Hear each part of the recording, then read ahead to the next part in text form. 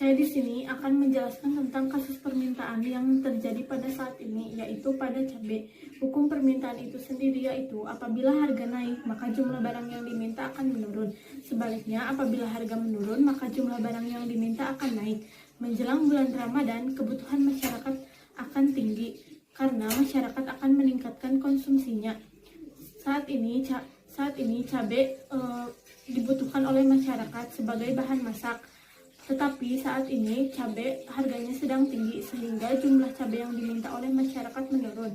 Selain menjelang bulan Ramadan, penyebab harga tinggi cabai yaitu musim hujan di akhir tahun menyebabkan penundaan masa tanam cabai dan kurangnya pasokan juga suplai terbatas. Selanjutnya ialah kita akan membahas kurva permintaan. Permintaan tersebut tadi sudah dijelaskan bahwa jika permintaan suatu barang akan meningkat jika harganya mengalami penurunan. Kita masuk permintaan dengan kurvanya. Sebuah contoh yaitu di sebuah pasar ada beberapa tempat dan tempat itu menyediakan yaitu sebuah bahan yaitu cabai merah. Cabai merah tersebut di tempat-tempat tersebut mengalami perbedaan harga-harganya. Yang pertama yaitu di tempat A dengan harga 50.000, jumlah yang dimintanya yaitu 30 kilo. Serta di tempat B dengan harga 48.000, jumlah yang dimintanya yaitu 40 kilo.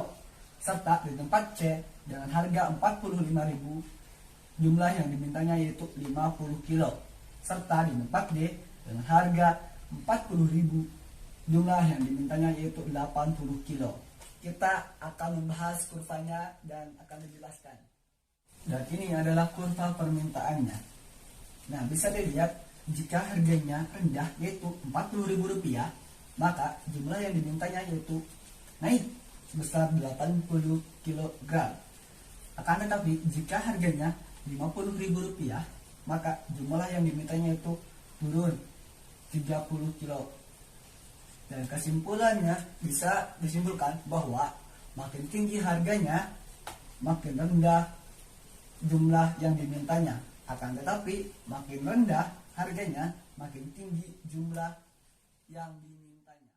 Penawaran adalah jumlah barang yang ditawarkan pada tingkat harga dan waktu tertentu. Nah, hukum penawaran mengatakan bahwa semakin tinggi harga suatu barang, maka semakin banyak jumlah barang yang akan ditawarkan oleh para penjual.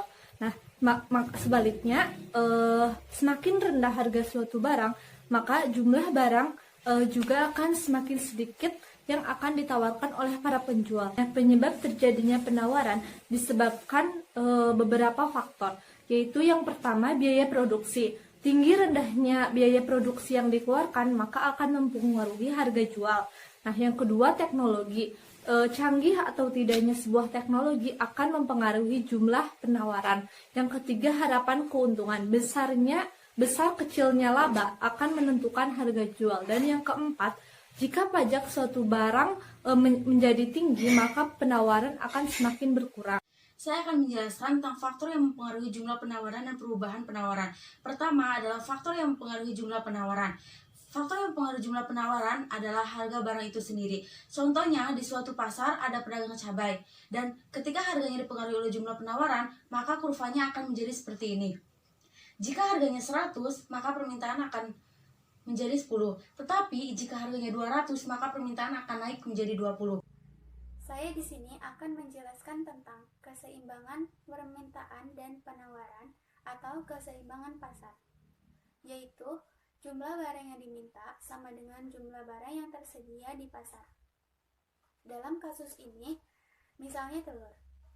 Jumlah permintaan dan penawaran terhadap telur dapat dikatakan seimbang karena kedua pelaku yang melakukan permintaan dan penawaran, yakni penjual dan pembeli, sebelumnya melakukan pengambilan keputusan secara bersama mengenai harga produk itu sendiri. Selain itu, keseimbangan harga dapat ditentukan berdasarkan hukum permintaan dan hukum penawaran yang sebelumnya sudah dijelaskan. Dengan demikian, hukum keseimbangan harga berbunyi Apabila jumlah permintaan lebih besar dari jumlah penawaran, maka harga naik. Dan apabila jumlah penawaran lebih besar dari jumlah permintaan, harga akan turun. Hal ini dapat juga berpengaruh terhadap harga telur.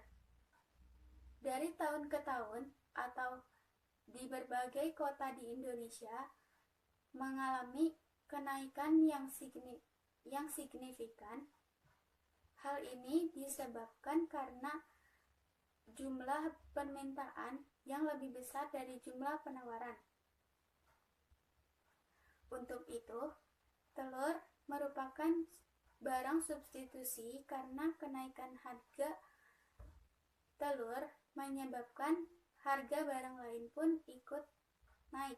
Pada kurva di samping terdapat titik pertemuan antara permintaan dengan penawaran. Hal ini dinamakan titik keseimbangan antara permintaan dan penawaran. Pada garis permintaan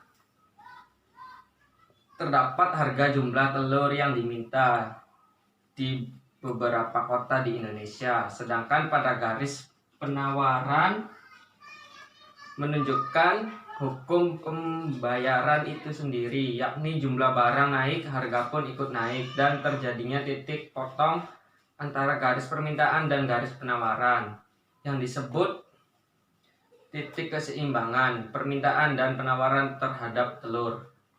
Pada kurva tersebut, di kota A 1 kg telur harga sebesar 50.000, di kota B harga 2 kg telur sebesar 60.000, di kota C harga 1 kg telur mencapai 20.000. Hal ini dikarenakan jumlah barang yang diminta terbatas, sedangkan penawaran tinggi menyebabkan harga telur menjadi naik. Tetapi di kota O bisa saja terjadi surplus karena jumlah penawaran menyebabkan harga telur